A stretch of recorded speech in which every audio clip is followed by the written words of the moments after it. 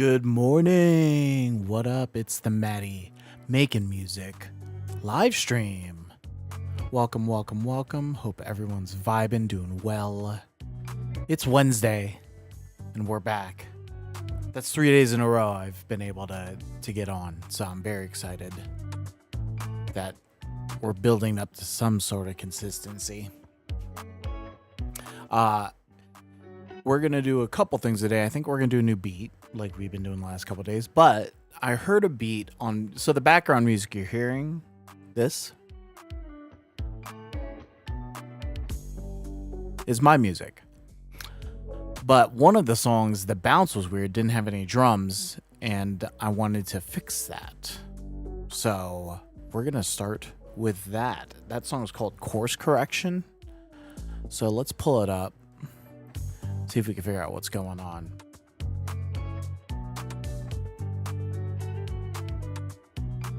So I have it on my Apple Music. So let's just see it. Let's just number one, see if the bounce I have is correct. See, there's no kick drum.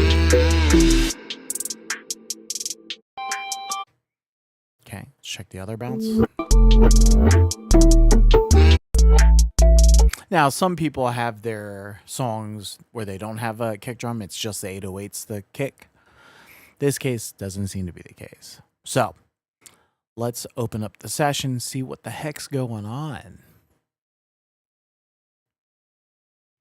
Turn on the background music while we're waiting.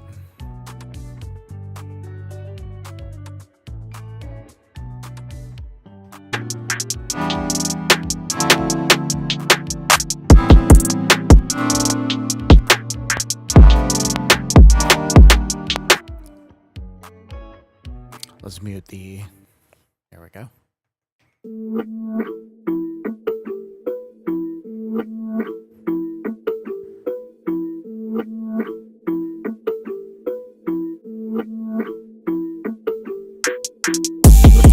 There's the kick.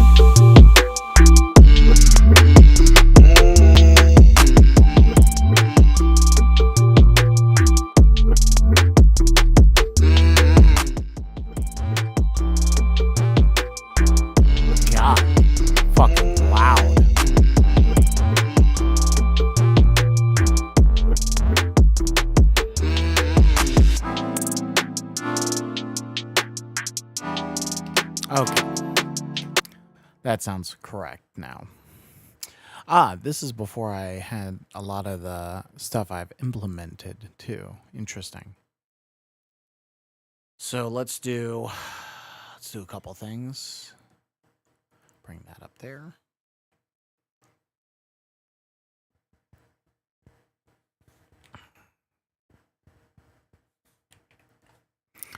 Bring in a new audio track. We're going to call this track length.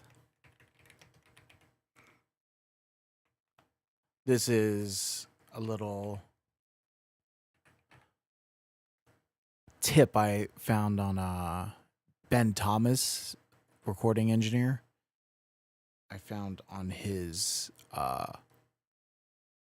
one of his like masterclass videos. I think it was Mixnix, like Wavy Winds Mixnix seminars conference.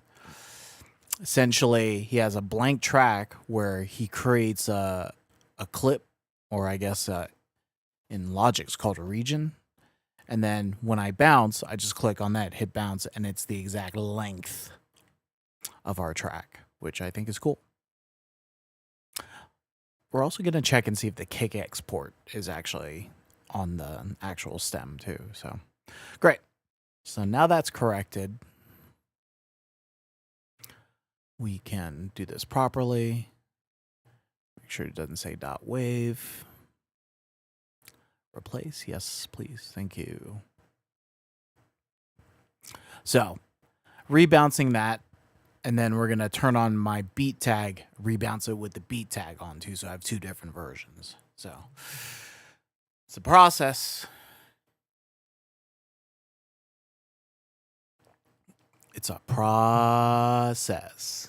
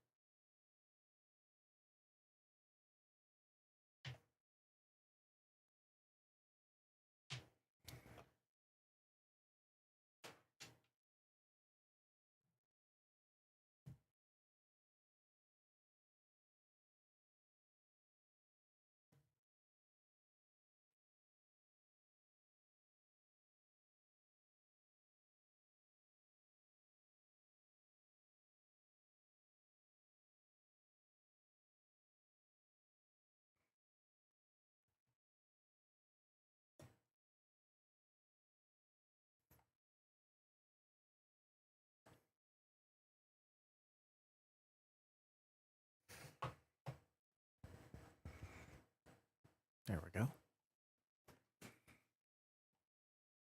So I think the weight of my anchor cable that's connected to the video from my phone is messing up the gimbal.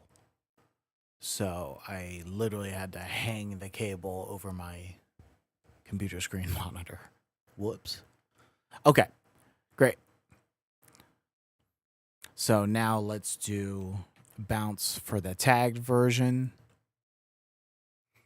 Pop it right there. Tag, done. We're going to replace that version. And then whilst we're doing that, let's check the track out or the kick wave. Yeah. Okay. Cool. We're good there.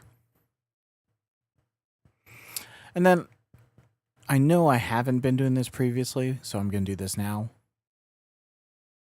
Actually, I got to redo the tag version. But now I'm going to make sure I have the reference files in our trackouts or stems. I call them trackouts here. I've been calling them stems lately. Let's see what the difference is. I think stems is all the guitars, all the basses, all the pianos, all the keyboards together. I think that's the difference. But let's see. Let's see what ChatGPT says. In audio, what's the difference between trackouts and stems? And trackouts would be each individual instrument. Oh, Haxie in the Chizat. Let's go, baby. Separate wave files. Best for professional mixing, sending to another producer, remix contest, archiving projects, full creative control, maximum flexibility. Stems are groups of tracks combined in submixes. Okay. So I might rename some stuff back to trackouts. They're already mixed together with the groups. Yeah.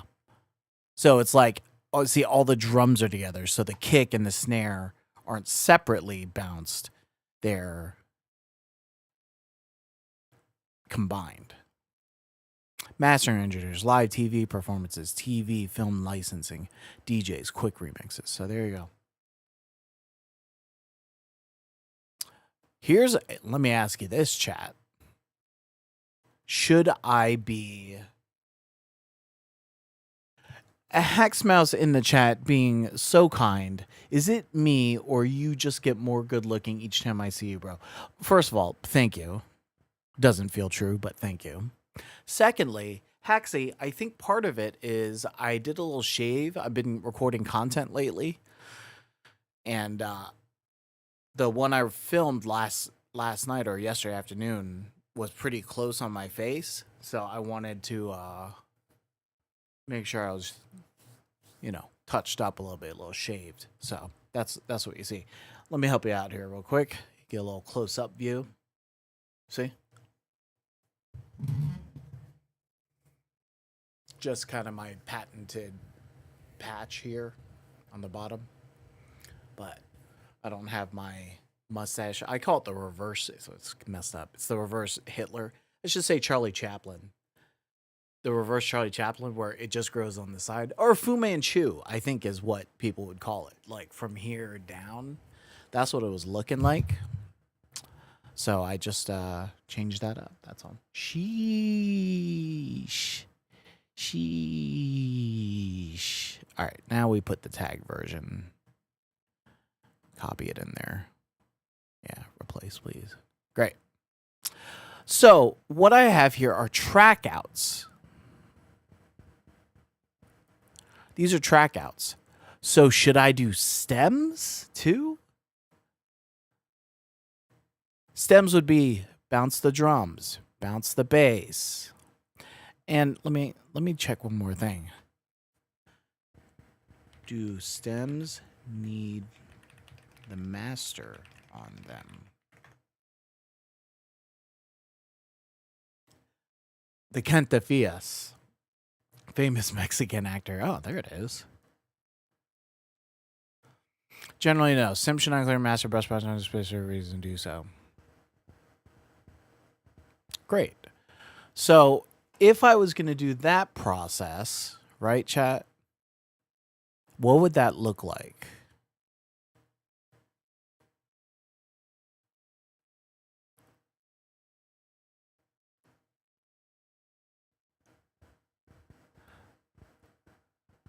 So,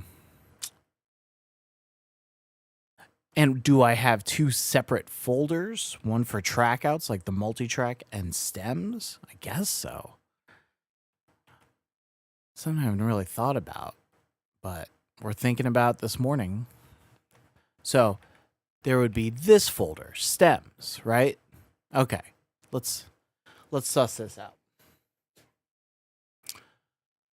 What are we looking at today? We're looking at an old track that actually the bounce was messed up, where the kick drum wasn't playing, but now I think the kick drum's playing. Oh, okay. Let that do its thing. And then I started thinking about, oh, should I have stems and the track outs available? And then I thought to myself, what exactly is the difference between stems and track outs?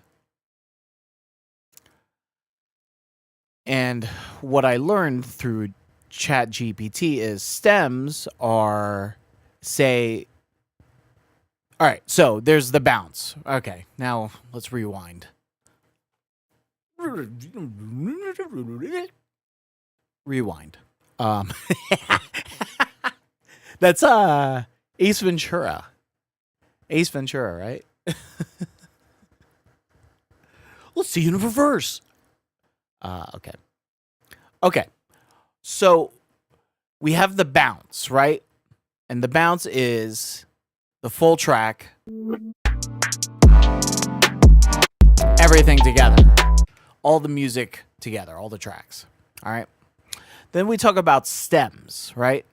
So stems, according to ChatGPT, which is a reputable source, we all know that. Stems is groups of instruments bussed together, put together, and that's our bounce. So, for example, drums, kick, snare, clap, hats, crash, reverse cymbal. All of this is considered one stem. Bass, we have distorted and sub bass. This is all considered one stem. Keys, its own stem. Synth, we have three synths. That's its own stem. We have a vocal sample. That's its own stem. We have effects. That would be its own stem. Okay? So we have stems and then track outs. Track outs, we have individual instruments as their own files. Its own track out. Kick, snare, clap, hats, crash, reverse cymbal, bass distorted, bass sub, keys, melody. The reason we'd send this is for a mixing engineer to have full control of each instrument. So stems is the individual instruments per category put together. So for example, drums, all the drum stems would be put together. All the bass stems would be put together. Track outs is the individual tracks exported by themselves, which is how I have them currently under track outs. As you can see, kick, snare, clap, hats, crash, reverse, bass, bass sub. So this, I mean, I have like 60 beats right now. So I'd have to go in and do this individually. The other thing I should be doing is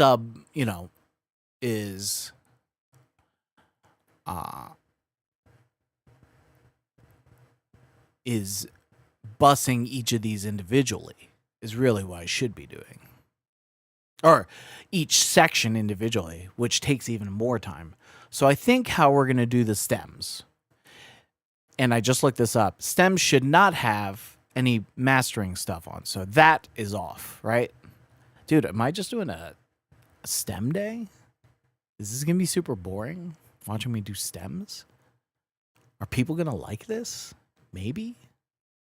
Okay. So we have all the drum parts by themselves. Here's the thing. With the master off, I need to also make sure my tag is not on there. So, okay. I think we got it. So, I'm going to hit bounce.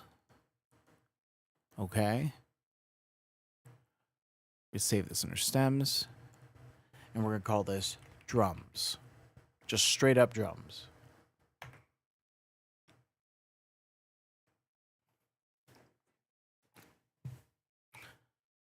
And I think what I'll do, just so you guys see the point, is I'm going to finish the stems. I'm going to finish. If it's a stem day, I think I'm watching. I don't know, man. This could get real boring real fast. Here's bass. We're going to do the same thing. And we'll call it bass.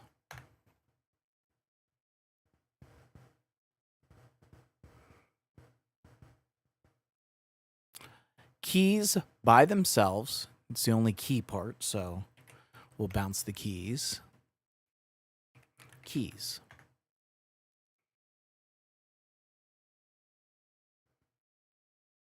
Synths, we have 3 synths like that. So we'll bounce the 3 synths. Call it synths. Okay.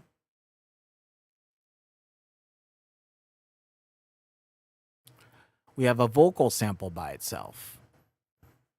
So, vocal sample. What do I call it? Vox sample. Like that. And then you're going to turn on all the reverbs and delays and different effects I have. And wait, I don't think they play. See, this is why I have to bus it. You don't hear those effects unless something's playing. So what I would do is create new stack, summing, FX bus. Boom. So I would do an export for that. This is why I'm thinking maybe I need to just set up my routing so each thing has its own thing to it. I don't know.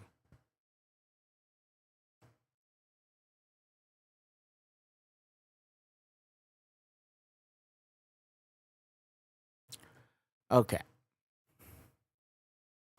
So we have our stems here. I always bounce MP3 and Wave, but I'm going to actually take all the MP3s and delete them for my stems. I want them looking super clean. All right. So that's our original session. We did some changes to it, but I'm okay with those changes. So what we're going to do is we're going to hit save. And let's do new from template. Just open up one of my templates. Haxie, is this interesting or do people hate this? I'm not sure. Let me know.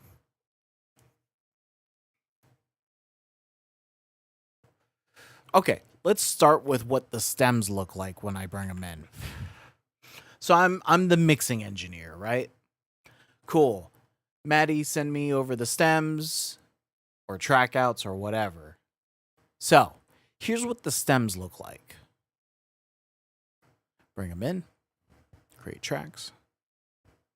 Cool. Those are our stems, right? Drums all together. Those bass tracks all together. We have an FX bus. Let's make this a little bigger so we can see the things. We have the keys. We have synths. We have vocal sample.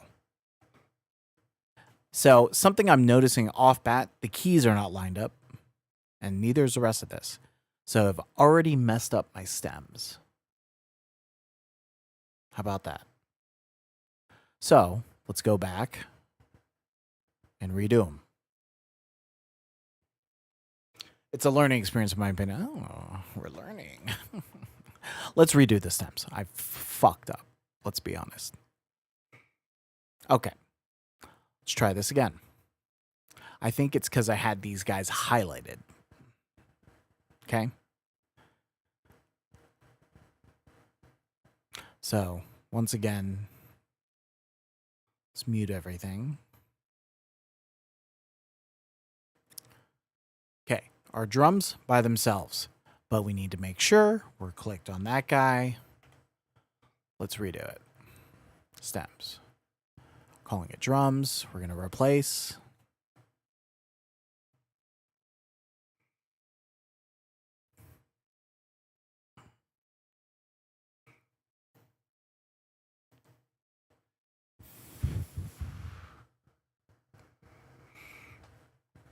Okay. Mute the drums. Bring in the bass. Click that guy. Make sure it's the right, length of the song. We're going bass again. Replace. Yeah, I'm on Twitch right now too, bud. Twitch, YouTube, and IG Live. All right. Bass off. Turn on the keys. Click this guy again. Make sure. Maybe in this case, I need to just use the cycle on Logic. Might be easier so I don't fuck it up. Okay. So that's the keys. Replace. Lifestyle Chris. What's up? Bet. BRB sexy. BRB. Okay. Click this guy. Bounce it.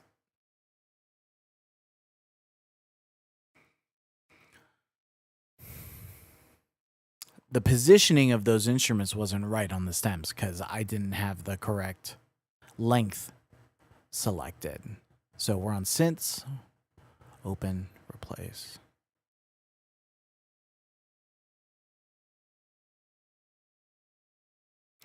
The only other way I could think of doing this is creating a separate bus for each one, which bass has, drums kind of has, reverse cymbals not included in there. So, I don't know. Okay, mute that. We're going to open up Vox sample. Let's do a bounce. Not yet. We'll make sure that's clicked. Do a bounce of that.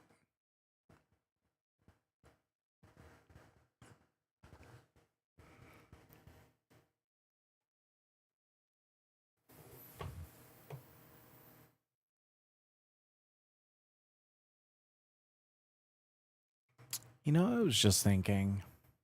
Oh, synths.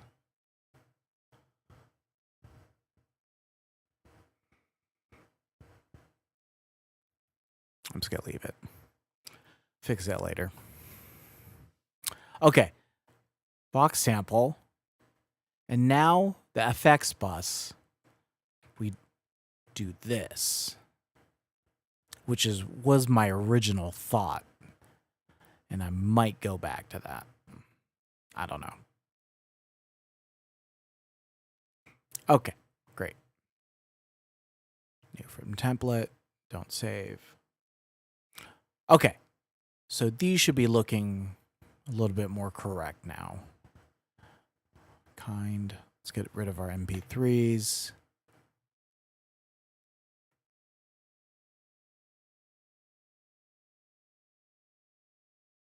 Ah, good.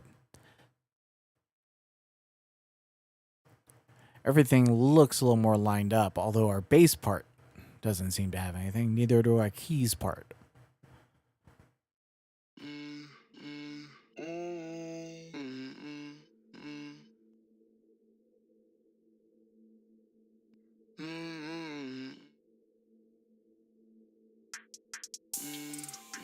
No bass, no kick.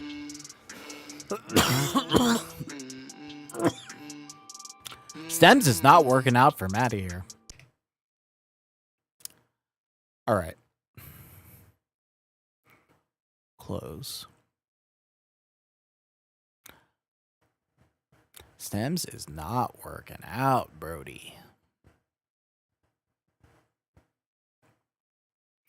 So let's do it the original way I was thinking. That also takes too long because I got to do bounce every time, right? So first of all, I think these freeze files are killing us. Okay. Let's just make sure we're here.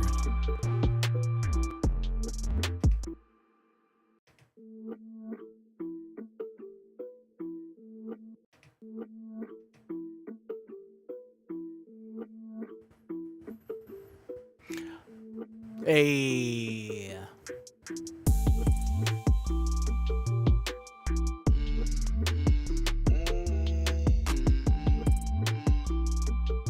Nightbot frickin' Nightbot's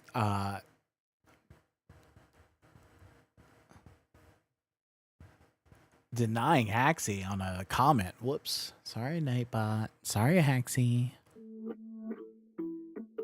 Okay. I think there's only one way to deal with this is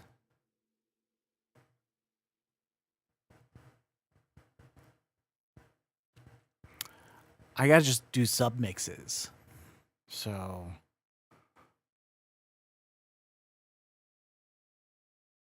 I don't even want to call. Okay. So this is, if I'm going to be doing this, I got to make this part of my workflow. And drums. I'm just going to literally rename the buses to be the regular ass names of everything. Keys. Okay, cool. We're going to do this one, call it synths.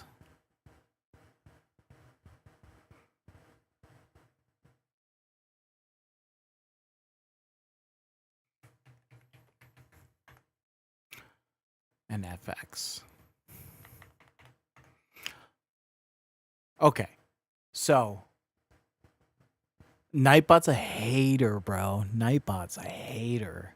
All right, so here's how I'm going to do it. Instead of doing individual bounces, I'm going to click each bus or solo instrument, whatever it requires. All right, and I'm going to do export. Let me get rid of these guys. That's good, good, good, good. Export. So if I take a few minutes during my session and just assign these guys buses, I could do it all in one export as opposed to bouncing each one, clicking up here, this and that. This should put everything lined up and give us all the audio. That's what I'm hoping. This is becoming more of a pain in the ass than I was thinking. I'll be completely honest.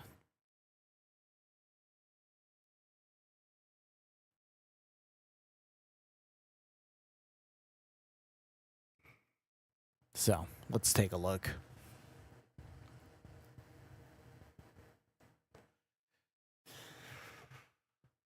Nightbot's such a hater, Axie.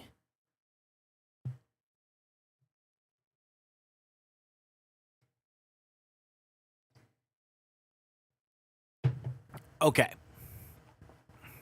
Save session. Let's go new from template. There's our beautiful stems.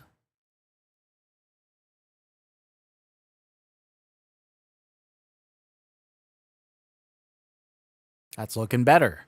See how everything's lined up?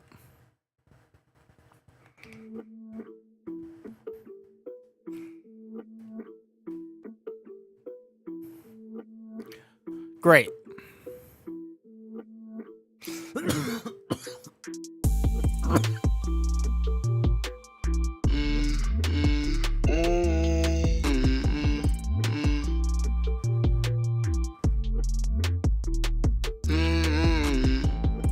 So now, what ChatGPT was saying, let's see what ChatGPT said. So, wow, gave us a ton of stuff.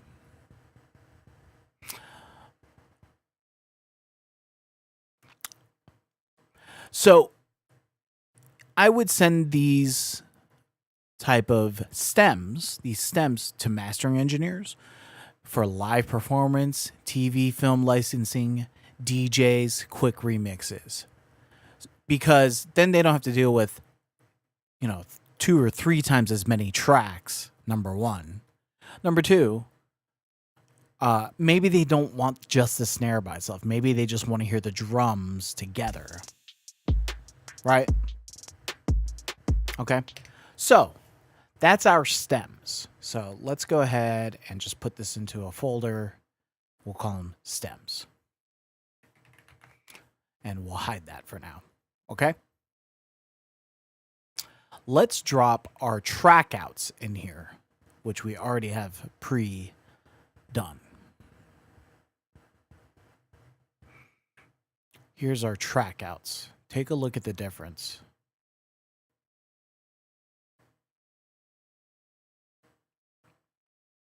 I'm going to give the track outs different colors so we know what we're looking at. There we go. As you see, track outs, we got a ton of files. Just going to mute and hide these. Don't need them. But as you can see, we got a ton of these track outs now. Right?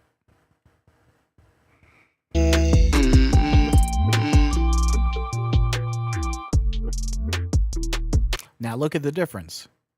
Stems, it's all the drum parts together, basses together, synths are together. This one, it's all separated. That's our difference. Actually, that's what I was talking about. That's the difference. Who is this good for? This I would send to a tracking engineer or a mixing engineer. Who else does ChatGPT say? Professional mixing, send to another producer, remix contents, archiving projects, full creative control. That's what I would send track outs like this in the purple for. So a mixer, he's listening. He's like, let me listen to this kick by itself. Right? Where on a stem, I don't have the kick by itself. It's just all the drums together. So,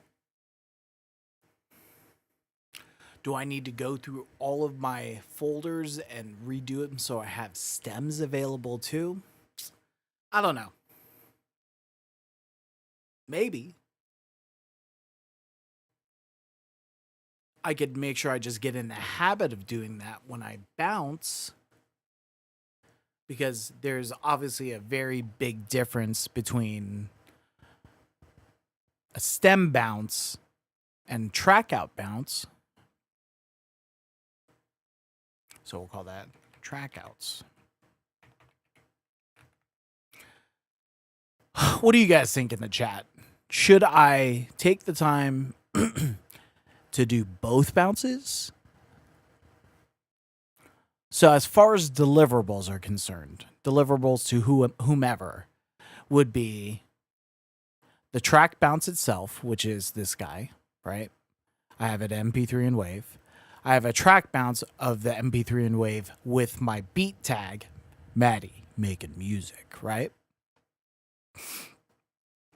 I have a stem bounce, which we now know is all the instruments of a certain type combined, drums, all the basses combined, keys combined, synths combined, vocal samples combined, effects combined, right?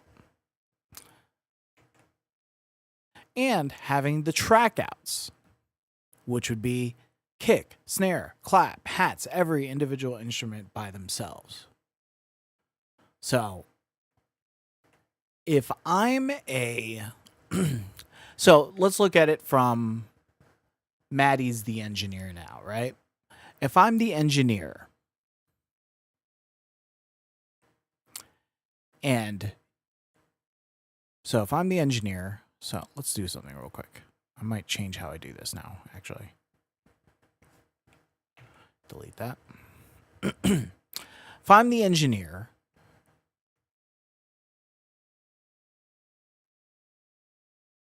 and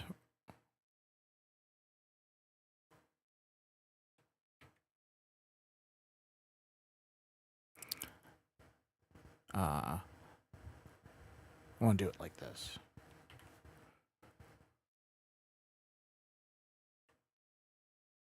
Copy these in here.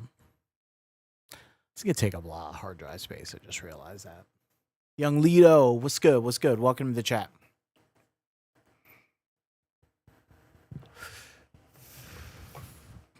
If I'm the engineer, right? And I'm going to compress this. All right. So let's do this. We don't need to save it. Don't save. Quit Logic Pro for now. And just to prove the point, let's do it in Pro Tools.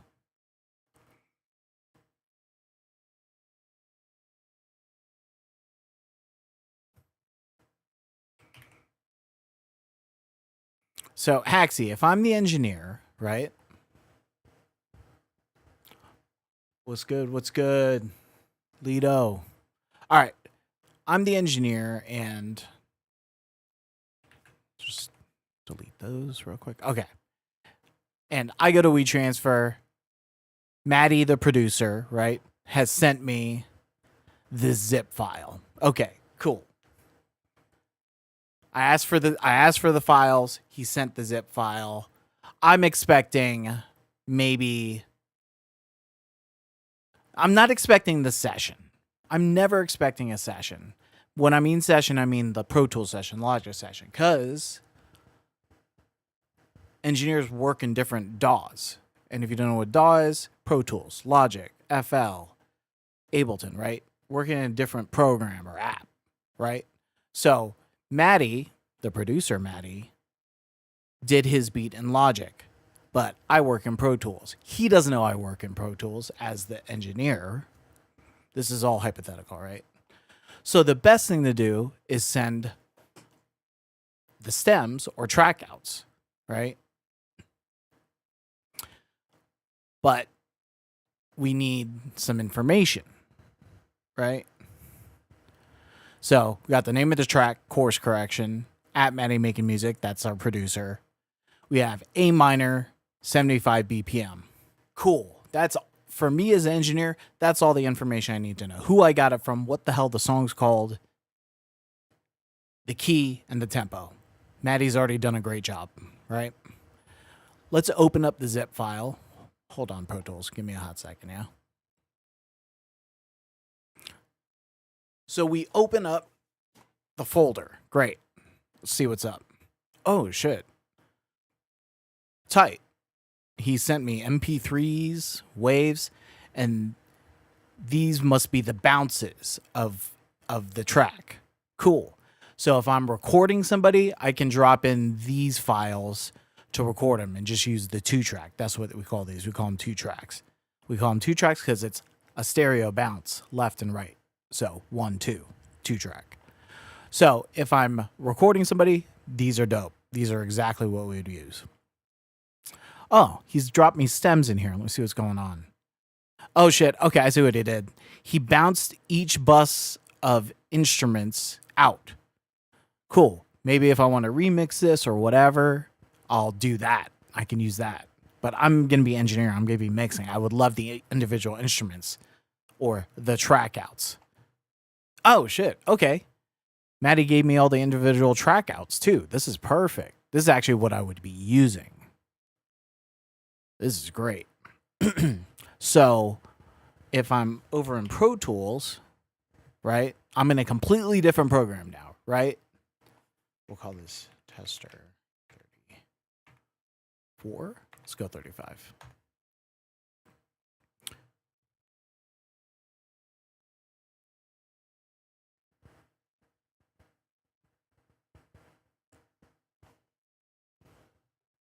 So opening up Pro Tools, I'm the engineer, Maddie, and Maddie Making Music producer sent me these files. Now I'm getting ready to mix this session.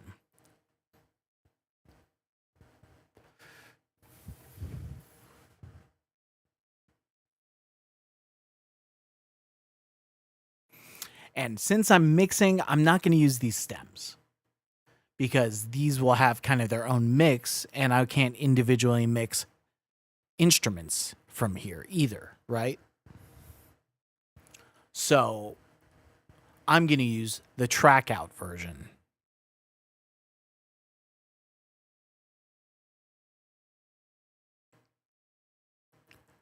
Is it nice to have all this? Hell yeah, it's nice to have all this. It's nice to have the original tracks. It's nice to have the tagged version. It's nice to have the stems. But as a mixer, as an engineer, mixing engineer, the track outs are exactly what I want, right? So give this a moment to load up. I'm going to enjoy coffee.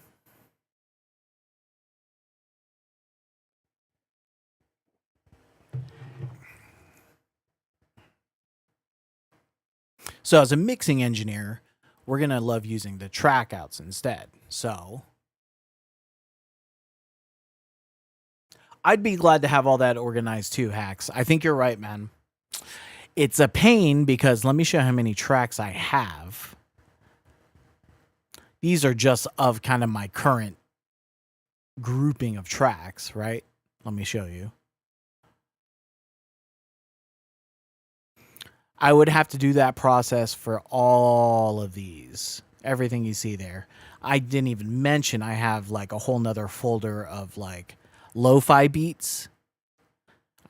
Where's the lo-fi? Yeah, I got lo-fi beats, whole folder of lo-fi beats too. This is just kind of current stuff. I can't even imagine going back and re-stemming all the old stuff.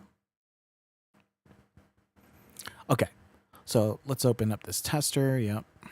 I got to figure that out. I don't know why it's doing that, but okay. Big bet. Cool. So I have my mixing template. I want to mix this, but I want the stems. So I can do import session data, or I can do Alt-Shift-I. There it is. And go to that folder. Where would I put that? Downloads, right? Excuse me. There's my track outs. Boom, copy. Bring them in. Audio files. It's processing. I'm going to drop them into my session. Stamp file. Oh, man. I might want to stamp everything. That's okay. Great. So there's all our individual. So as a mixing engineer, dope.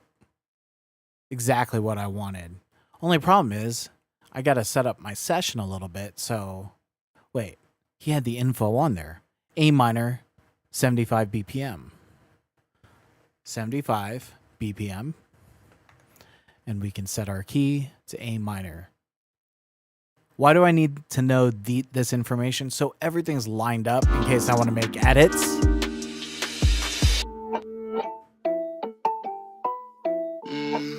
And it's set to our click. Definitely not mixed because all the instruments are all over the place. But it's a starting point. And then keys, say I want to tune stuff up or whatever. I have the key available so I know what key I'm tuning stuff up in. So there you go. But now I got all this good stuff that now if I wanted, I can even do something. I could do something as simple as bussing together my instruments, right? So let's do a quick organization. Where's my move to? Am I crazy? Move to.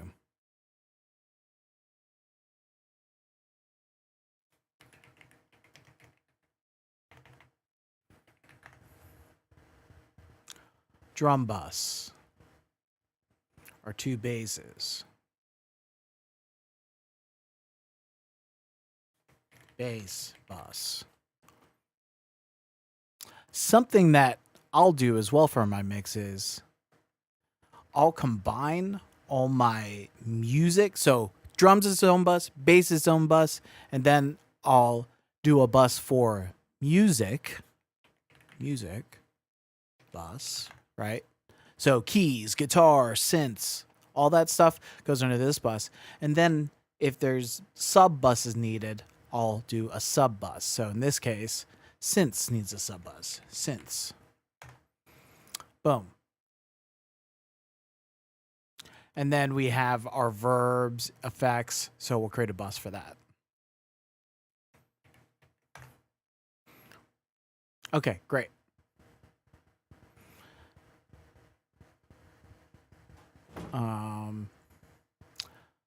Let's see. We got a couple other housekeeping things.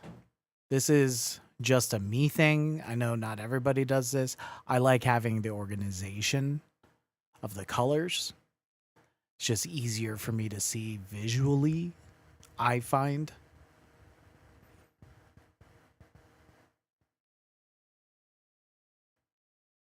And I just go right down the line. Nothing too special. Maybe a little bit more contrast there, right? And then FX, I always keep yellow. Kind of this yellow. So boom. So all my effects are yellow. Great. So let's collapse these down just to our buses. Yeah. And we'll fix everything. Don't worry. So right now they're going to output 1 and 2. I'm going to set these to go to this an instrument bus.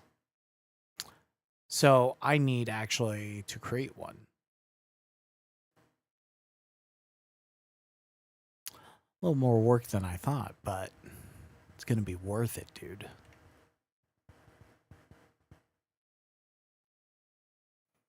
Create a new bus.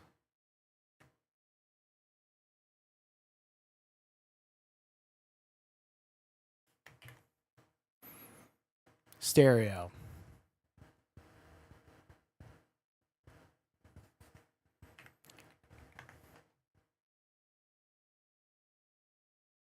We're going to send our instrument bus out to the mix bus.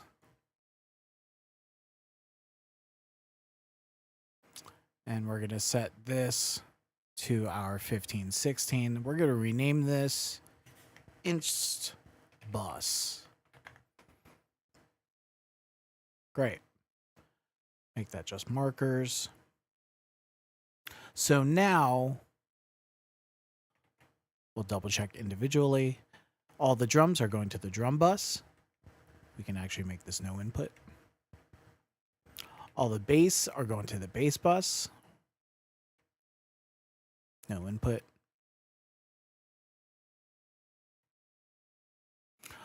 All the music is going to, let's see, let's make sure. So this synth is not. So we're going to send that to the music bus. The music bus going to the instrument bus, good there. And we can do no input for that. I should have actually done this when I load everything in, so I don't have to do it like this. No input there. Vox sample. No input. And then our FX are going to the FX bus.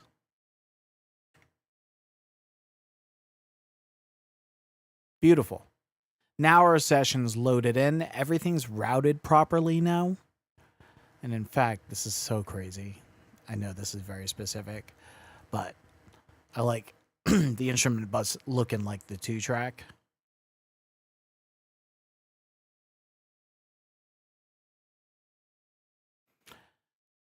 Bring in the same things, and then I can actually get rid of this 2-track bus. I use it for a recording. 2-track track.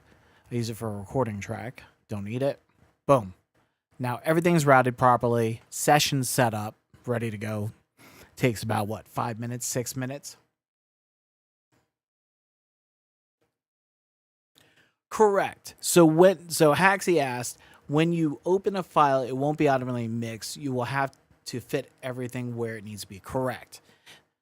The file. So purposely, we're sending the beat I made to the mixer, Maddie. We're sending the files to be mixed by the mixer. So whatever I end up sending him is not going to have a perfect mix. Now, the mixer is going to want some sort of idea of where Maddie, the producer, wants the song to go, at least mix-wise. That's why when he sent it with a mix that Maddie did from his production. So I can hear the song kind of envisioned by the producer. Now, the communication between the producer and the engineer could be like, the producer could be like, hey, when you do the mix, do your thing, whatever you're feeling, go for it. Okay? That could be one way the producer goes with the mixer. The other way could be to the mixer, the producer says, yo, I did a bounce. I'd love if you keep it kind of closer to where the bounce is, but enhance everything, kind of make everything pop a little bit more, this and that. So maybe the producer has a very specific vision, right, of what he wants the song to be. And that's what the bounce in the folder that was sent to me as the mixer is for, right?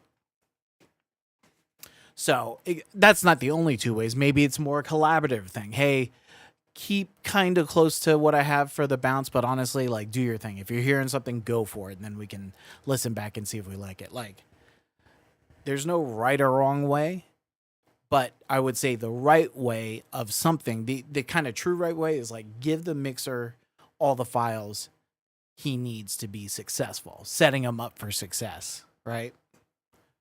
That's where I think it's kind of a black and white issue, as opposed to, oh, we're doing kind of like our own thing with the creativity of the mix, this and that.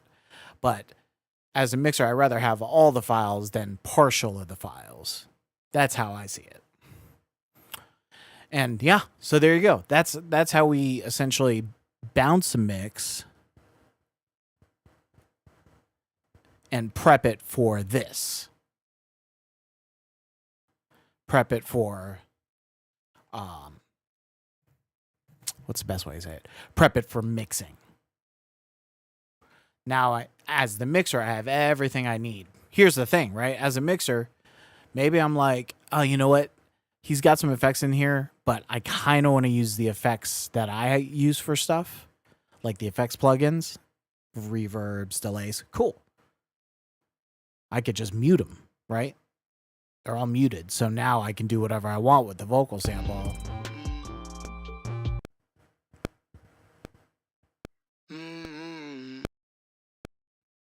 Oh, clicks on. With the effects.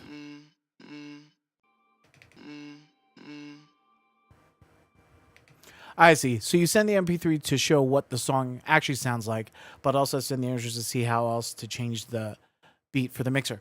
Exactly. It could even be more specific. Say maybe I'm the producer, I have an artist, we produced the song, we recorded the song, and I did a preliminary mix, right? Did a preliminary mix. But unfortunately, I don't have time to get into the nitty-gritty of a mix. Because, depending on, what we need done for the mix, it could take longer, could take more effort, this and that, right? So maybe me and the artist decided, hey, Maddie's a really good choice for this mix, so let's send it to him to finish out the mix. But we want to keep the same vibe of what we came up with in studio. So at that point, I bounced the mix of what we had come up with in the studio, that MP3 you're talking about. Then that MP3, the mixer would have an idea of what we're looking for and then move off of that. So, and either enhance or do their thing or whatever too. Now, if Maddie the mixer also works in Pro Tools and we did it all in Pro Tools, maybe I could just send the Pro Tools session with them. That goes with the communication. But if I'm blindly just sending this to somebody, I'm probably not going to send a Pro Tools session because I don't know if they're using Pro Tools or not, or if they're using Logic or not. So that's why I'll do the individual track outs for them. Is this making sense? Is this like snoozing people pretty hard? I feel like this is kind of nitty gritty stuff that I'll think about. And I don't know if it matters that much, but I think it does, because if I'm the engineer and I'm getting a real bad file set or, folder of files, it'd be nice. If I got this, I'd be thrilled. If I got the folder like this, I'd be like, cool. I got everything I need. I'm going to work with this guy again because he knows how to put files together. That's how I see it. And on top of that, everything's beautifully labeled. I know it has these numbers here, but what's nice about the numbers in front of each of the tracks is when I load them into Pro Tools, Logic, whatever, they'll load in that order of the session. So kick, snare, bass, synths, drums. It'll be in the order of the session how I produced it. So at least there's some organization. Is it like that one time I sent you a song, but it was through GarageBand, the files showed up completely different? That's definitely part of it. So if you were to send a GarageBand session, maybe it doesn't show up on my system the right way. So if we hard, save, or I guess export, right, the stems, we have the files exactly as you created them. As opposed to maybe I don't have all the instrument samples. I don't have the same plugins, and it sounds different. Because you might be coming back to me, like, yo, Maddie, why does it sound so different? It's like, you're using GarageBand, I'm using Pro Tools. I don't have the same plugins as GarageBand, So this can happen. This happened previously with a client. He did all his stuff in Ableton. I don't have Ableton. I don't have the version Ableton he was using. And I definitely don't have all the plugins he's using. So if I'm doing an export from Ableton on my system, it may be different than what he has on his system. So, we need the stems bounced as he has it in his Ableton session. So that's kind of where we're at.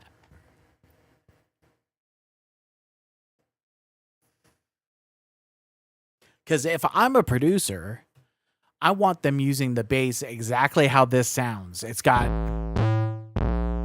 like a little grit to it.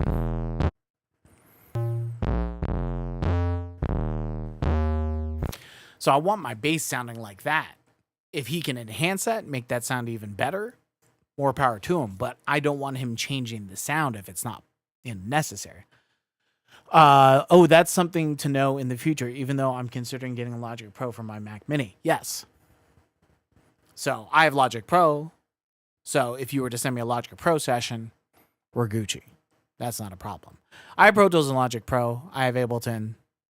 I don't have FL. I have Studio One. So you can send me sessions, but I think it's just easier for everyone and keeps the consistency if you send the high quality WAV files exported like that. How's that sounding to everyone? Yes? So, I don't think I'm going to have time to work on a beat, but this discussion has been very interesting. So, let's reverse back to yesterday's beat. And let's do the same process. Let's see what that looks like, actually, process-wise, too. So yesterday's beat is in here. It's called Foo-Foo. We do have bounces already. We even have stems, but I misnamed those. So how about this? Let's do a rebounce of everything. So let's take it from I finished the beat. Let's do a timing. Like, let's time it. Let's see how long it takes to actually do this process. Okay? So let's open Logic Pro. Let's open up the session. I'm going to get my stopwatch out. And let's see how much time it truly adds on. Because if I can get all this done per session, per song, per beat, then these are all ready to go. So Logic's loaded up. Let's open up the session.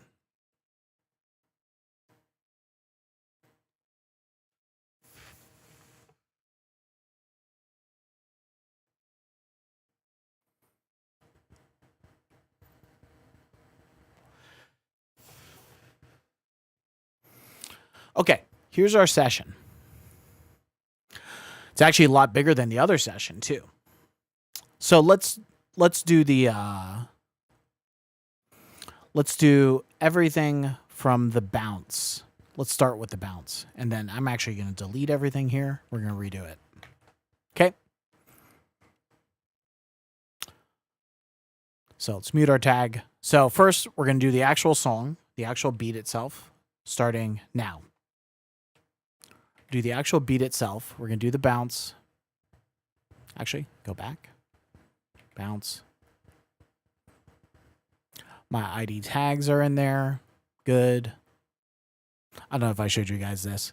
So I do metadata on my beats so people can literally open up the info on the actual file and see my information. So I'll show you what that looks like in a second. So let's hit our bounce. You can name it with all the proper information. Maddie Making Music, C major, 104 BPM, bounce it. And let me show you what those files look like. All that meta information is only on the MP3. I actually have an app where I can put that same information in the wave, but we'll keep it at the MP3 because usually MP3 is what we're sending to people for listening because it's smaller, can send an email, can send in messages. So let's do that. Actually, before I show you that, let's go back to Logic. We could save a little time here. We'll turn on our tag now. And I like to mark them tag. So if I'm sending to somebody,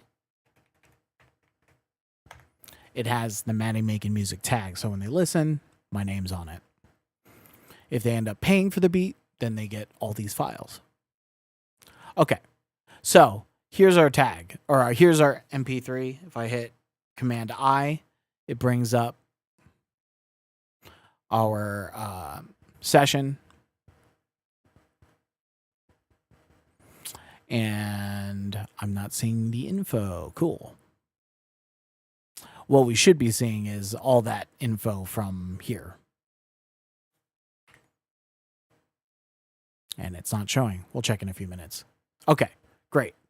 So let's start with a trackouts folder, meaning individual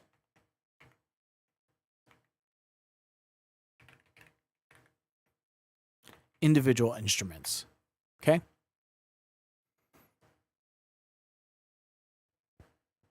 So we're going to highlight all our individual instruments.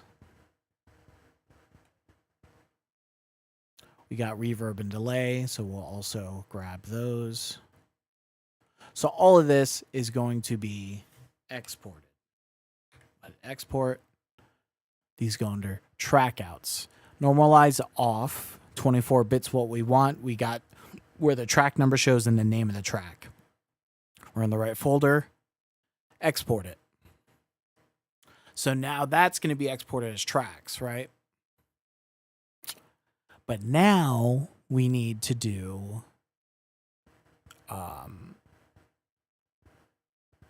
our individual or stems. And now it's made me think of what's going to be considered together, what isn't. So we may need to do a little bit of that as well. So once this finishes, we'll do some buses. And while we're doing that, we'll create a new folder. Literally use this as our template. And instead of trackouts, we call this stems. So now we have a stems folder, which is, as remember, drums, all the instruments together, keyboard, all the instruments together, so on and so forth. For a mixing engineer, probably not as useful, but it's good to have. Okay, great.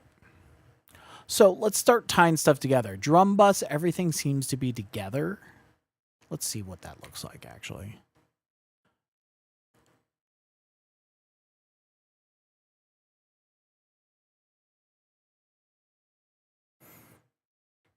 So crash, actually, to me, I would consider a drum part. Reverse crash impact, I consider more SFX, sound effects. So I'm going to create a bus for those called SFX. Bass, it's the only bass track. We'll leave it as is. For, oh, shoot. Oh, Command Shift D. I thought it was Command D. Command Shift D. E piano. That's our E piano bus. So we have a drum bus already, which I built. Everything goes into there. SFX. Bass by itself. E piano for all the E piano parts. Pads. I called it pads all. I'm just going to call it pads so it's easier to read. Which means maybe put a name on the individual tracks, which is not on the stems, but that's a me problem. Pads all together. Electric guitar is its own thing. Marimba is its own thing. Vocal samp, we're going to create its own bus as well.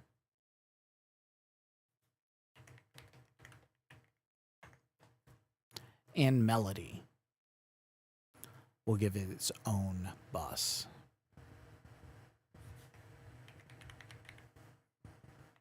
Called, yeah, melody. We got some instrument, we got some FX, verb and delay, so we'll give those their own bus. We'll call it FX. Great.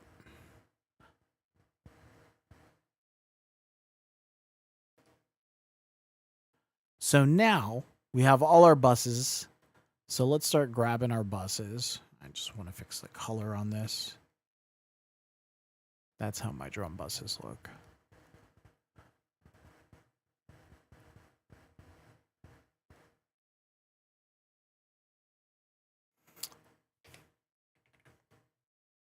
You gotta figure out different kind of names here, but for now, drums. So our drums.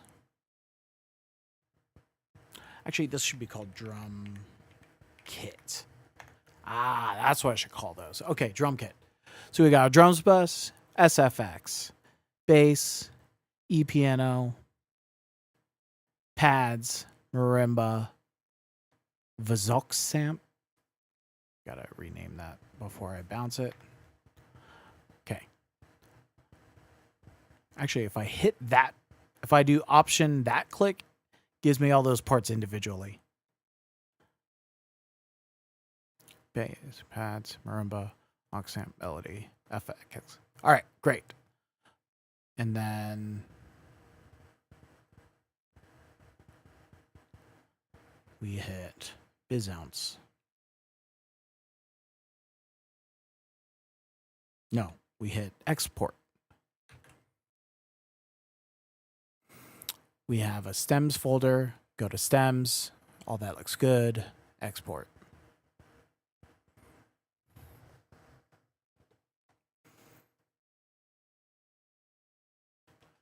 Damn, we're learning a lot today, aren't we? I'm learning a lot.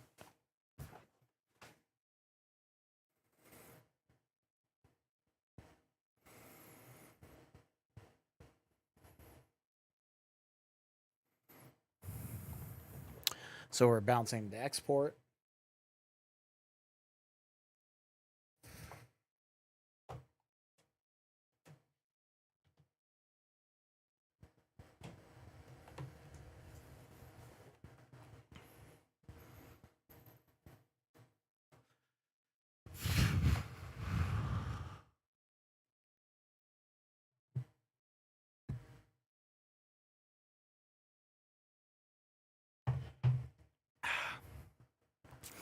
Now, on Pro Tools versus Logic, the export's a little bit different too. So keep that in mind.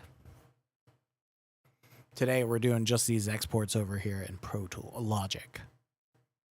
We're using Pro Tools as just what it would look like once we receive the files. Okay, great. Here's our folder. Here's our beautiful folder with the tag version of the song, the non-tagged version, the stems with the individual, or stems with the kind of combined instruments, right? And then the track outs of all the instruments by themselves. And here's what I would do. Copy that title, put that there, and then make literally a copy that goes into there. Those files are in there. Great. Compress.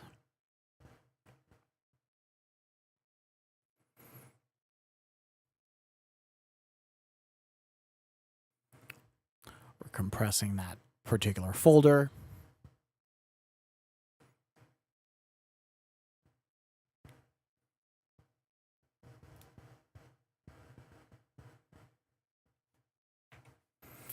And boom. Green means good to go. So I would go to, for example,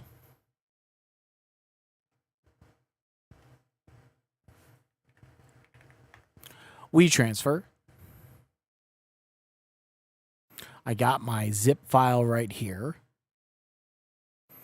I agree. I don't know what I'm agreeing to. I agree to it. That zip file has everything I need to send to somebody. So we'll send it to my production team email. Great. So that's sending via WeTransfer.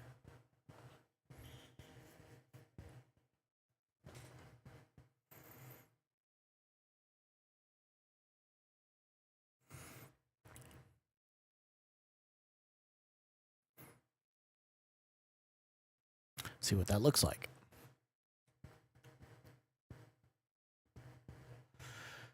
So Hacks, are you kind of, oh, and that's it. So all of that from starting the bounces to sending it in WeTransfer, about 11 minutes, 45 seconds. I was talking a little bit, so maybe it's about 10 minutes.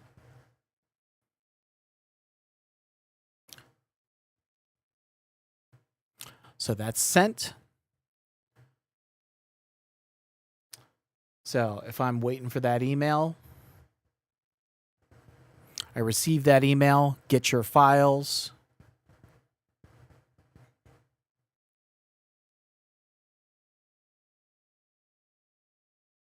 Download.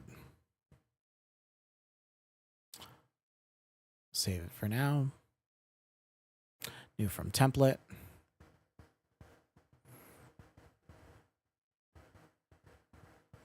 Still downloading, still downloading.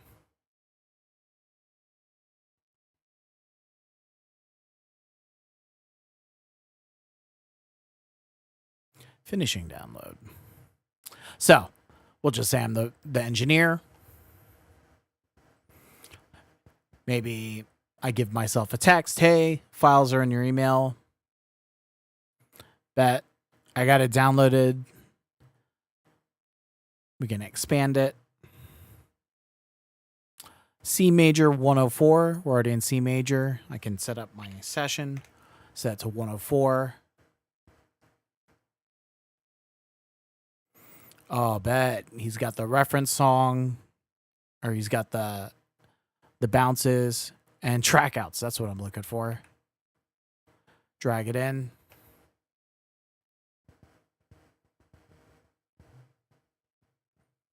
Awesome. Looks great.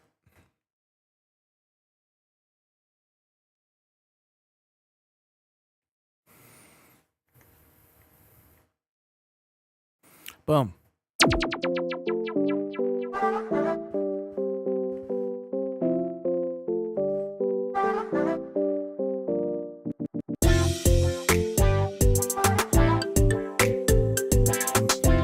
Yeah. And I can start mixing from here. I maybe even do like a low kind of gain reduction, make them -10 to start.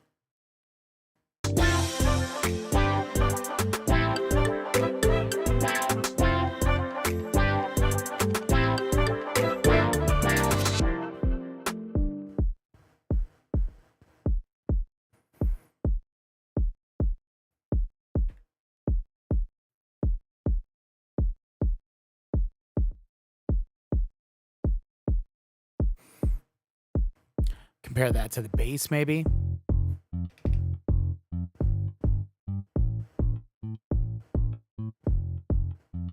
I start everything at 0.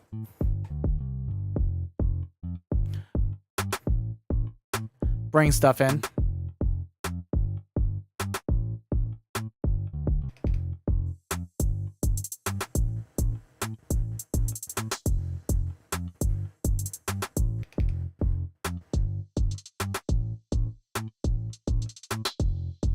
Perk.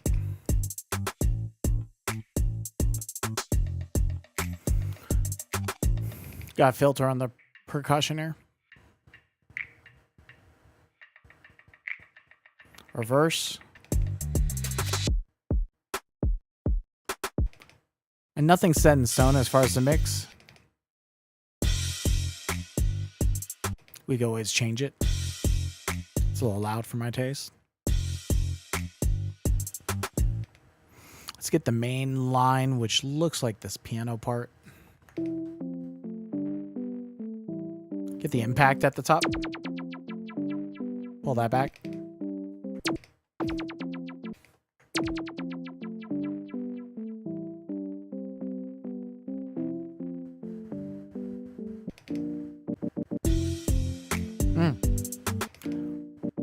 So that's a chop of this part, so I want that volume to match to this. Let's hear what's happening on this. Plus 12 means octave up.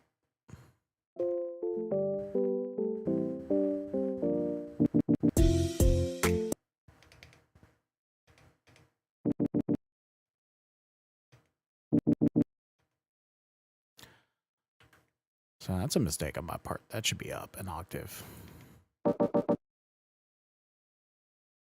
Hear all that sounds together.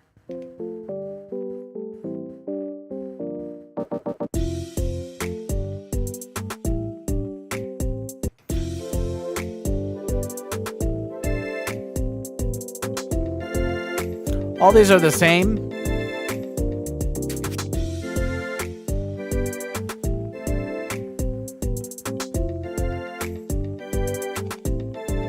My schemer, what's up? Welcome to the chat.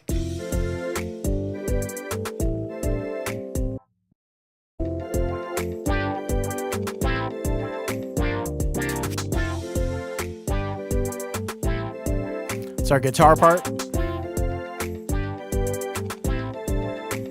Still loud, this pad part, huh?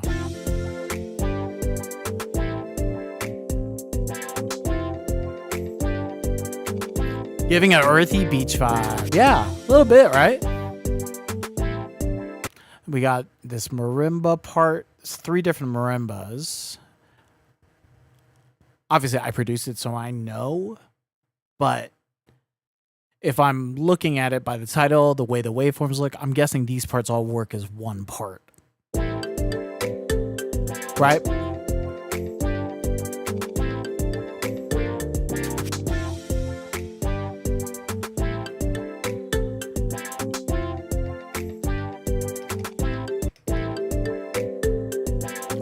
It's a nice higher thing, maybe.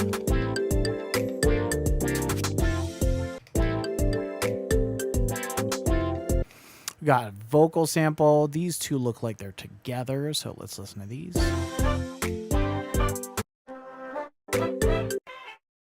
Octaves.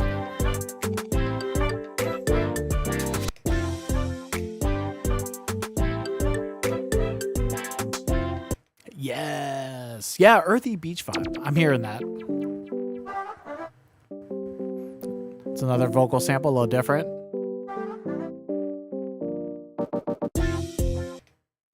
We got some melodies here. Let's hear what this one sounds like. Right.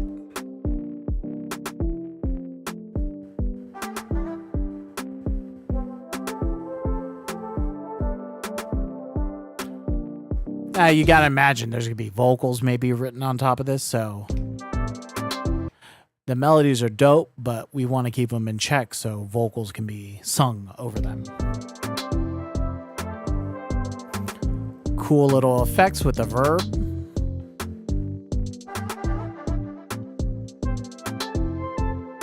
Maybe pull down that delay.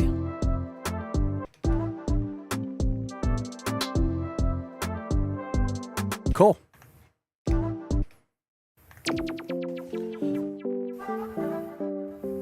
So this is actually not a mix live stream today, my schemer.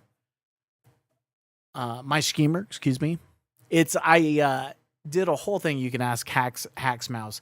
I wanted to fix something on a track that was playing in my background music, because all my background music, this music, is my original music. And there was an issue with one of the songs where there was no kick drum. So I went back, found the session, fixed that issue, and it started making me think about specifically how I export my files. And for this one, first of all, just so you know, the track you're hearing right now, let's save this because it's kind of fun that we started a mix on my own thing. The reality is I would have done the mix in my session, because why bounce it out? But I was just trying to give the example. So let's call this tester 24. Okay. I was trying to give the example of what that process would look like bouncing my files, exporting my files. I'm just going to leave the background music on so it's just not me talking into the nothing. So we talked about, I'll do the bounce with the Maddie Making Music tag at the beginning. I'll do the bounce without it. Then we started talking about the difference between track out and stems, which I looked up on ChatGPT because I always say stems when probably I mean track out. I mean track out when I probably mean stems. So I went and got what's missing either. Right, exactly. So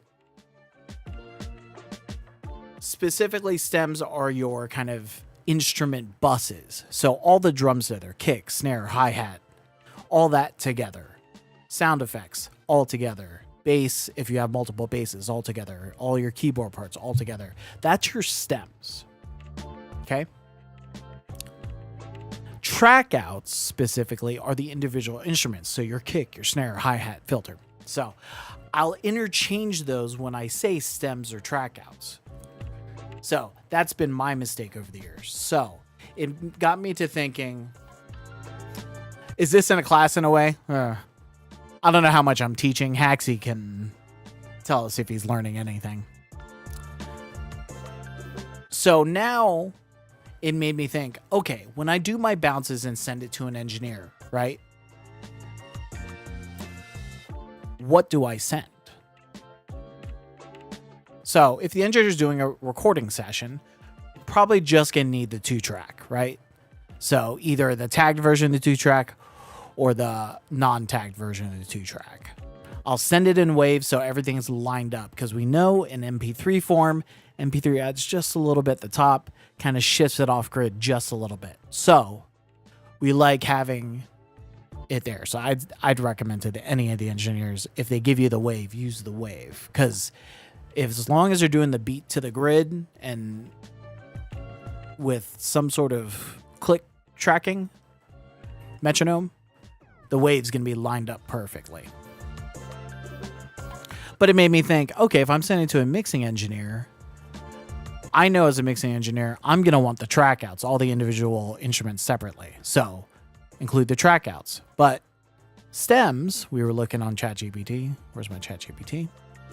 Stems are best for mastering engineers, live performances, TV and film licensing, for DJs, quick remixes.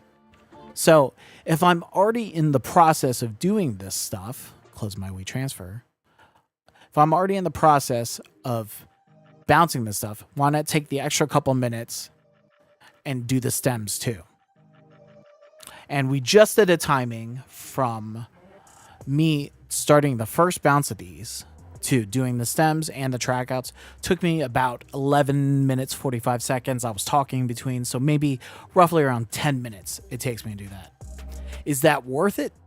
You know what? I'm starting to think yes. Because now, if someone's like, yo, Maddie, can you send Fufu? Can you send the files for Fufu? I'm not even going to ask, oh, do you need the stems? Do you need the instrumental? Do you need the tag version? Do you need the track out? I got everything already here. So in my session folder, I've already taken all these, zipped them up into a compressed file. This is ready to send via WeTransfer. I have this on my Google Drive, so I could send the Google Drive link.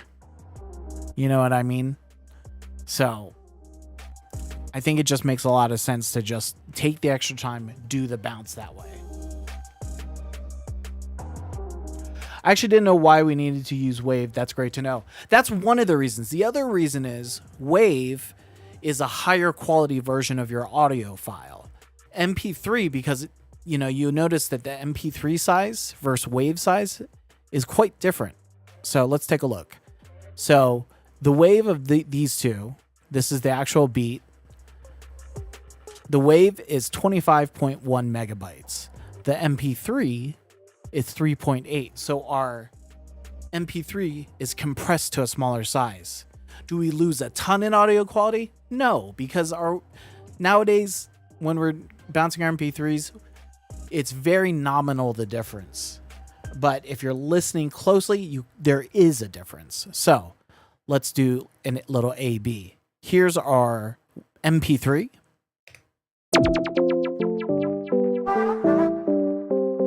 You hear a little static, that's the actual instrument.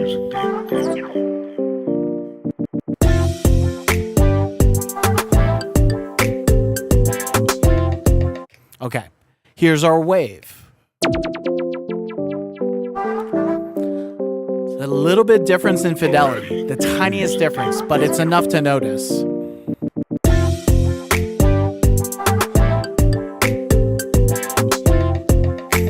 It does take up more space, so it's harder to send in text messages. It's harder to send an email. So that's why we always prefer sending MP3s if we're sending for someone to listen to. If you're going to work with these files, I'll just send you the whole folder via WeTransfer or Google Drive, right? Let's bring in our two things here. Let's do this first. Oops, I fucked that up. Take that out. So for now, let's hide these. Let's bring in our two files. And I want to show you that thing I was just talking about. Here we go. So we have our two files, the Wave versus the MP3. Let's pull them up to the front. Pretty identical. Let me pull down the size. Pretty identical. They're even lined up pretty good. Let's zoom in at the very, very beginning. Look at this.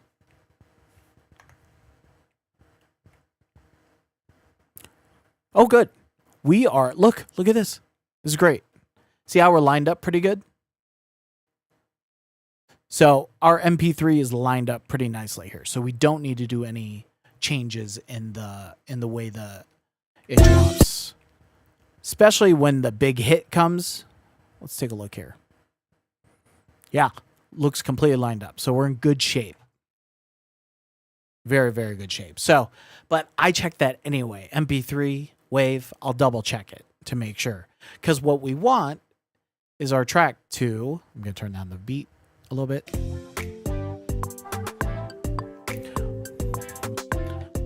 We want our track to line up to the metronome. So if we're doing edits, I want to take this part and move it here. It's all lined up right in tempo. Not that I would do that, but it's all lined up. What if we record a hook right here and we got that hook happening over here? it's all lined up so I can take my hook, drop it over here in the exact same place on the grid. The hook's moved over. We don't hear any difference in how it's shifted in time. So we like doing that, making sure. That's all part of prep when we're doing the mixes, we're doing recording. That's all part of the prep. So, yes, not a mix session today. I was just doing that just to show, but that's basically it. And we've been on for an hour and a half, and I've just been talking about exporting files. What a stream. People are like, yo, make some beats, this and that, record a song. Pfft, nah, dog. We're going to talk about file organization, dude, and how it should be sent to our engineers so they love us forever. Because maybe I'm sending more than the engineer needs, right? Engineer opens this up. It's like, I don't need a tagged version. I don't need the stems. All right, cool. Just delete them. Like, all good.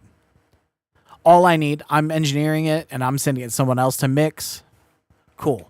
The only thing I need is the non-tagged audio. Boom. Ready to record. We got the instrumental. Already put in the timing. You know what I mean? So, that's it. So,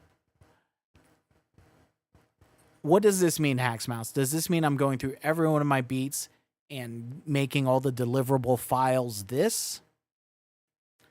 I'm going to do that for everything. What I did with this one here and then the other one here, having all my bounces correct, all the stems, all the track outs, and then zipping them all together, right? So when I send it, it's one easy file for our, am I deleting that one? I don't know if I am. One easy file for our engineer to work off of. It's going to take some time. We know it takes at minimum 10 minutes for me to do that process for each. And how many do we have to look at just in my regular beats? Minus this and course correction and minus that. Everything in purple, red, and these non-color ones I got to do if I was going to do that. And then if I wanted to be real complete, all of these here. This is just my most recent beats within the last, year of beats. Because currently right now, so if I open up Y, what do I have in here? Okay, cool. I do have the track, the tag track, and track outs. So maybe it's just going through here and just doing the stems. That's not terrible. And I'm guessing that's probably the same for most of these. Oh, this one's interesting. I got drum and bass stems. I have loops. I did the loops. Old, which is usually my code word for old versions of the bounces, which I always keep all of those. Got the bounce of it, of the actual song. I have an old bounce. So, I mean, that would fit under old. We got track outs. So the individuals. So,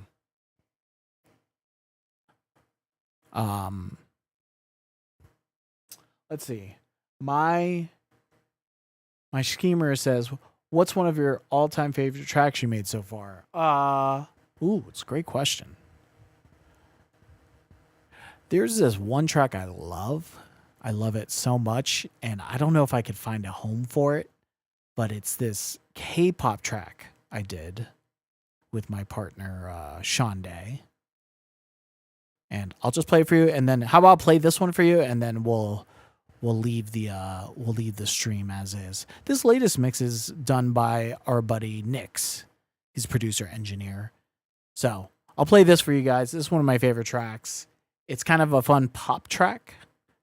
And I found a really fun accordion sample that I kind of integrated into it. And I don't know. I just like it a lot. And it's got a cool turn in it. So I'll play that for you, and we'll go from there. This one's called Sundays in Paris.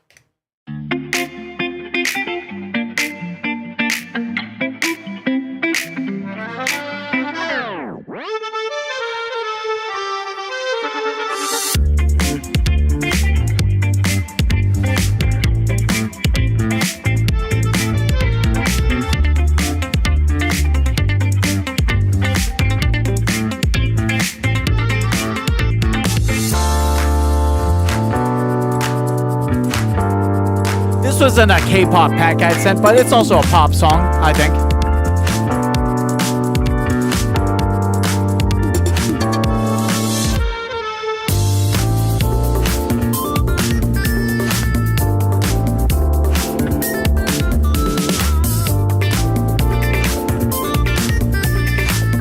Shades of Daft Punk in this too.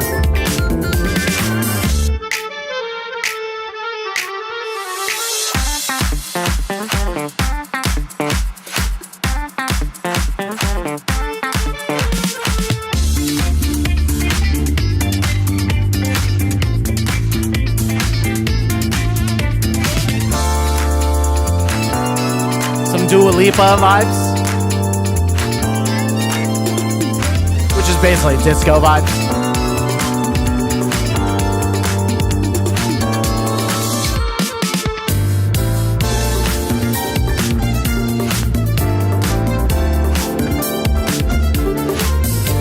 My buddy Vivian played bass on it. I played bass, but it was trash, and she's a great bass player, so why wouldn't I have her do it?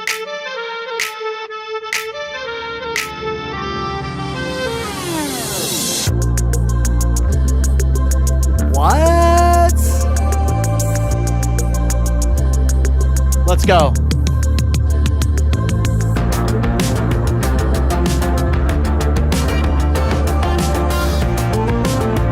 I just love that switch up so much.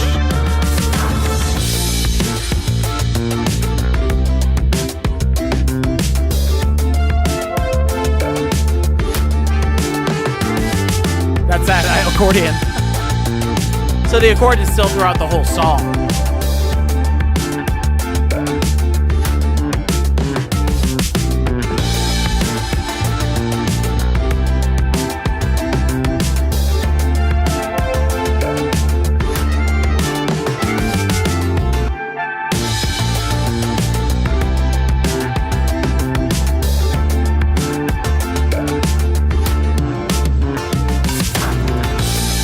I love beat switches. Yeah.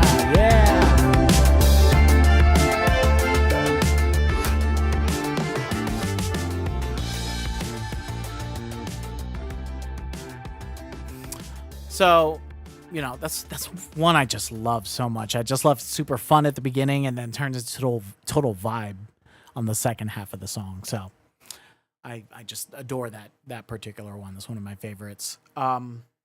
Yeah, man. So there you go.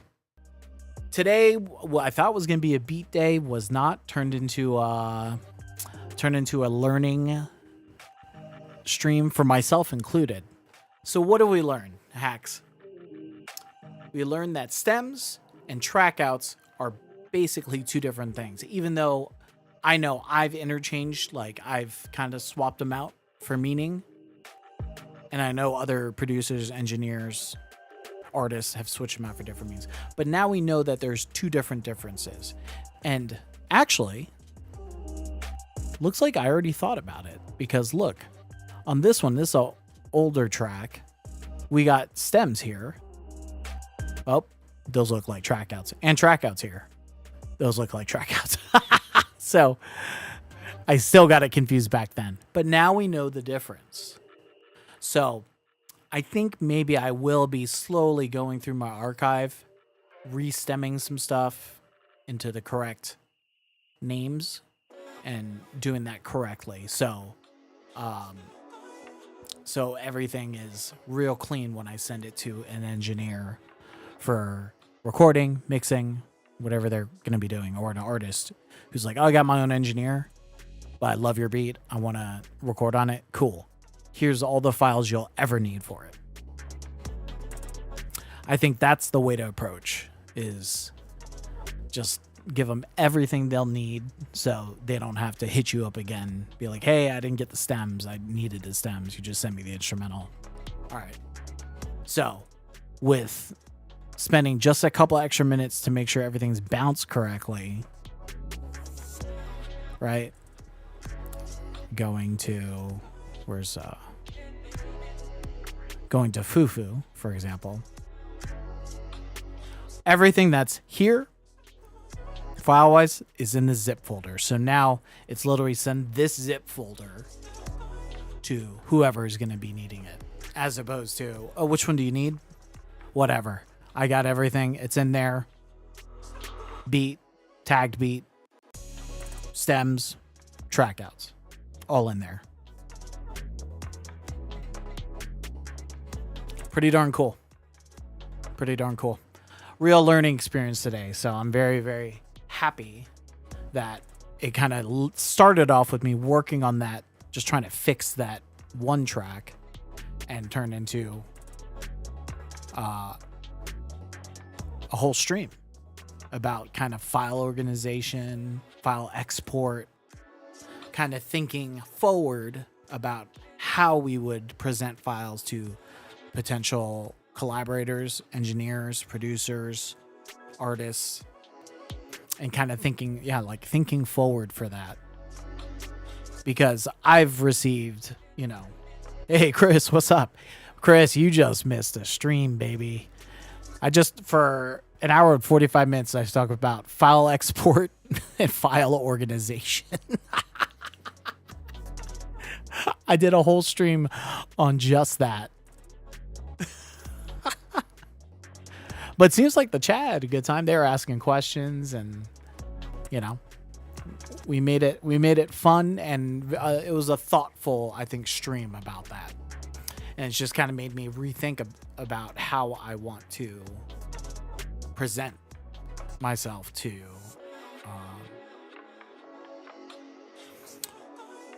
other engineers and producers.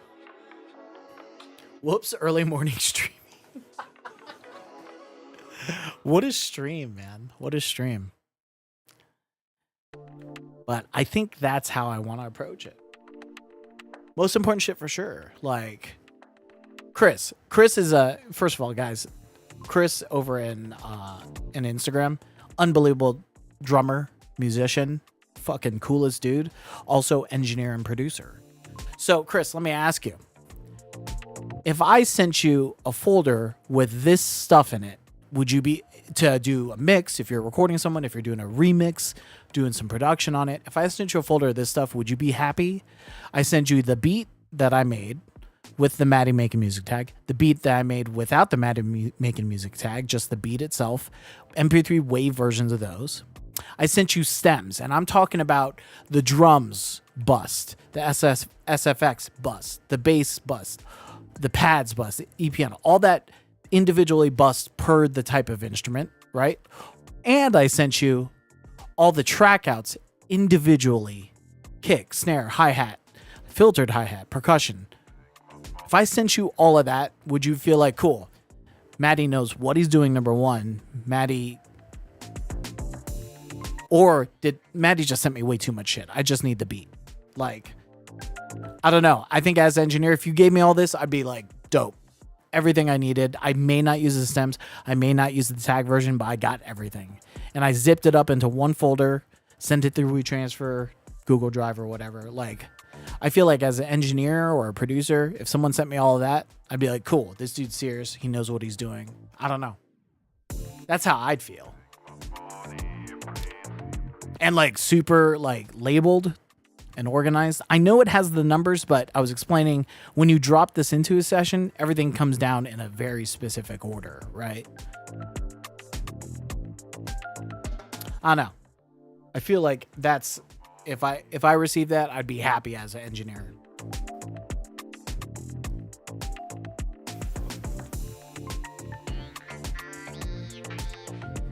Damn, is this my beat?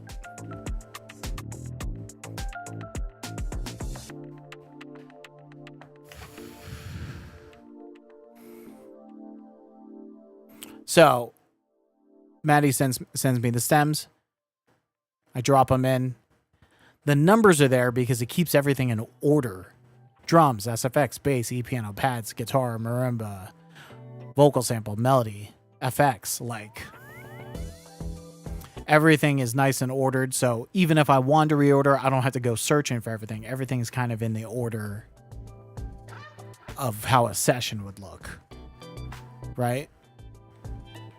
If I do the track outs, same way.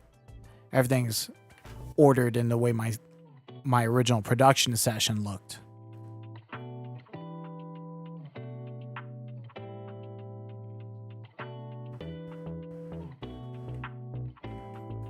Kick, snare, hi-hat, right down the line. Drums, bass, chord instruments, melody, vocals.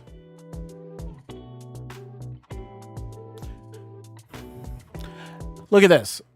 Chris says, I would take all of that, everything I need, plus extra options. Also, the naming and track consolidation is key because when I drop them into a session, I don't want to guess where they go in the arrangement.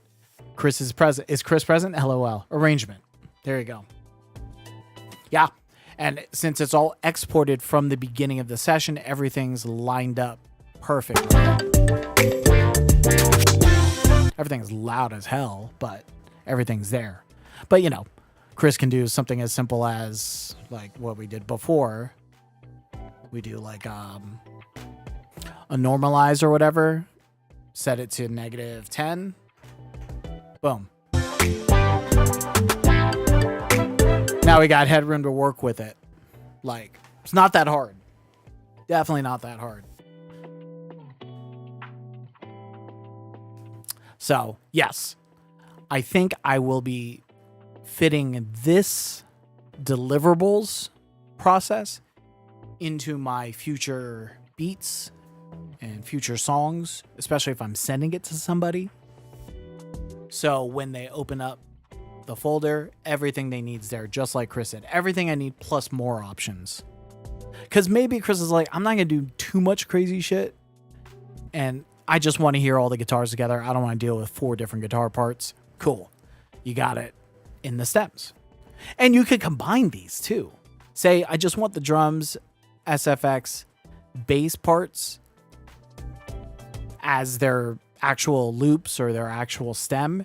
And then I want to individually mess with the pads, the marimba parts. Cool. He could take those parts individually out and put them in the stems too.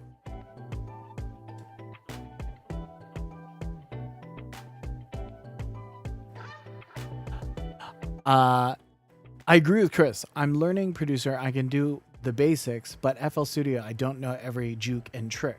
Audio engineer more so, but I produce and write.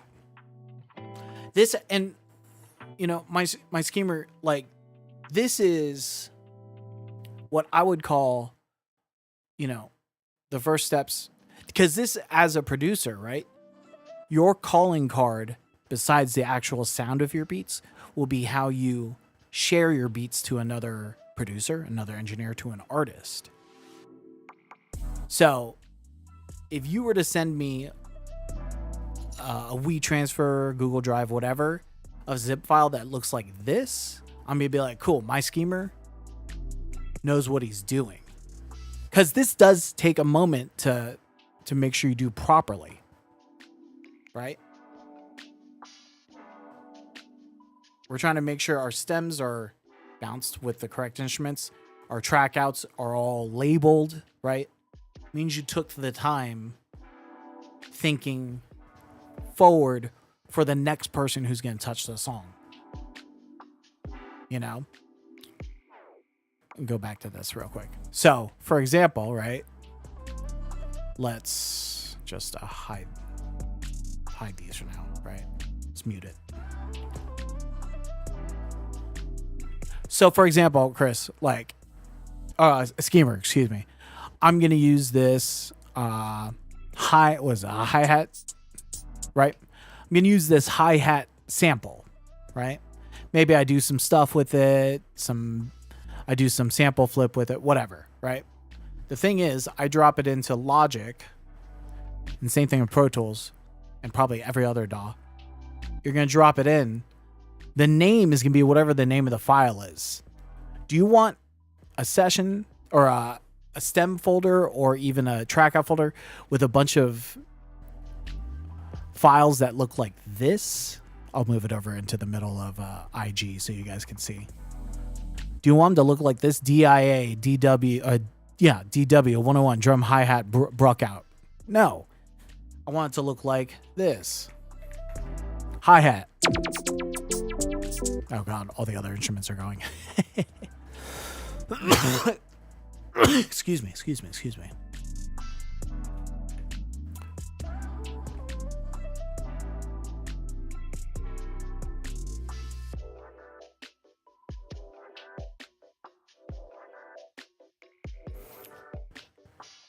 No, we want it to look like that. So on the bounce, the file says hi-hat. You know what I mean? Just cleaner. How long did that take me? 2 seconds. 2 seconds of... And people are going to figure it out. Like, I could just listen to it and know it's a hi-hat, right?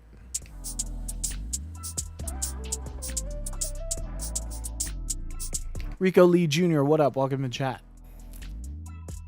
Oh, I'm sorry. I don't even have the main. Here we go. That's what I was talking about, right? So we have the sample in here. We know it's a hi-hat. Cool. And if I bounce it, it's still going to sound like a hi-hat, or export it into a stem or a track out. It's going to be a hi-hat. But why not making it that much easier for everyone who's going to touch this track after me? Cool. That's our hi-hat part. Nice and easy. So, I don't know. In my mind, that makes a lot of sense. And maybe it's wasted on some engineers. Maybe it's wasted on some producers. But at least you did it. You know? But I just have this feeling you send this to some engineers and producers who appreciate this kind of organization. That's good. It's a calling card. It's your resume. Beyond the beat itself, beyond the sound of it, I think it shows that you're serious. It shows that you're organized. You're reliable. Just by doing that. Just by something as simple as putting your information on the track. Ah, great. This is what I wanted to show you guys. This is the other thing I wanted to show you. Check it out.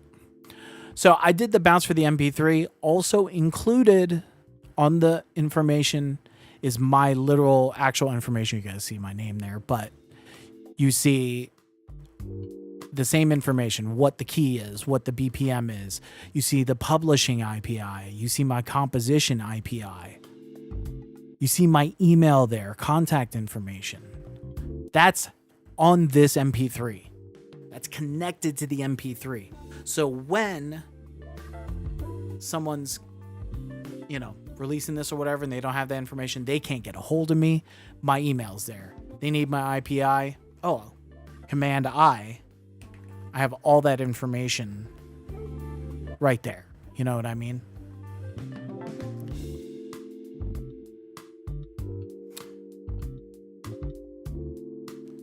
Hi-hats are a tricky subject. It's both simple and complicated, in my opinion.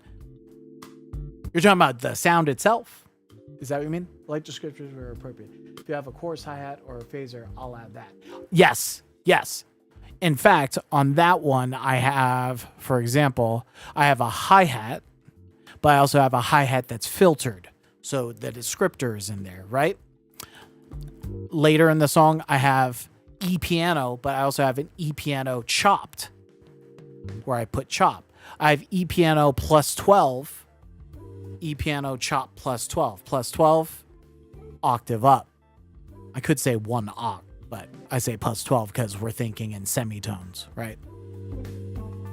I have 3 different marimbas. I kept the names of the marimbas, so at least you have some differentiating. So I think that's helpful too. But hi-hats are, I'm trying to understand, hi-hats are a tricky subject. It's both simple and complicated. I meant simple as in simple to change the name of the track. That's all I meant. Hi-hats can be simple. They can be complicated. As far as the instrument part is concerned, I agree with you. As far as changing the name of the track in order for better organization, that's the simple part. And Chris is absolutely right. Descriptors on top of that help. So if I have 2 electric guitar parts, one's for the hook, one's for the chorus, I'd probably call one hook, one for chorus. Or one for hook, one for verse, right? So our engineer knows, oh, then this guitar has a certain vibe for the verse. This other guitar has a certain vibe for the hook. Chris, catch you later. Keep killing, baby. You keep killing, buddy. Have a good day. All right. I think I got it. I think that's all I want to talk about today. I was going to do a beat today, but this was just as informative and interesting. Schemer, what do you think? Good? Any questions? Maybe I can answer a question? Any questions in the chat at all? Hacks Mouse, you still there? Gotcha, I completely misunderstood. Yeah. I think you were getting at hi-hats itself having complex, simple. I think that's what you were getting at. I was just saying that the sample name from Splice, for example, was a complicated kind of name because that's what they need for Splice to be able to name all that stuff.